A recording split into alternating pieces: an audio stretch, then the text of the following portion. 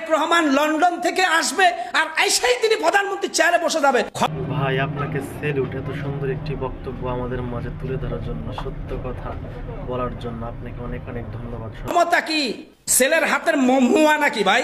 17 বছর ধরে তিনি লন্ডনে ছিলেন, তিনি নতুন করে ভোটার হলেন, নতুন করে তিনি বাংলাদেশের নাগরিক হলেন, সেই একেবারে গরম ভাত। বাংলাদেশে এমনও রাজনীতিবিদ আছে যারা তারেক রহমানকে পকেটে রাখে খুচরা পয়সা হিসাবে। এত সস্তা না। তারেক রহমান শহীদ প্রেসিডেন্ট জিয়াউর রহমানের ছেলে হিসাবে তাকে আমরা ভালোবাসি, কিন্তু তারেক রহমান দেশের মস্ত বড় বুদ্ধিজীবী নয়। তবে মনে রাখবেন, বাংলাদেশ জামাত ইসলাম বর্তমান যে অবস্থায় আছে, তারা আওয়ামী লীগের ভোটগুলো তাদের পকেটে ঢুকাইছে, তারা বিএনপির যারা ভদ্র বিএনপি তাদের ভোটগুলো পকেটে ঢুকাইছে। অতএব জামাত ইসলাম একেবারে এমন কাঁচান কাঁচাইছে, ন্যূনতম যদি সুস্থ নির্বাচন বাংলাদেশে অনুষ্ঠিত হয়, বিএনপি শুধু পরাজয় বরণ করবে না, বিএনপির অনেক হেভিয়েট প্রার্থীদের জামানতনামা থাকবে না, আমি চ্যালেঞ্জ করলাম।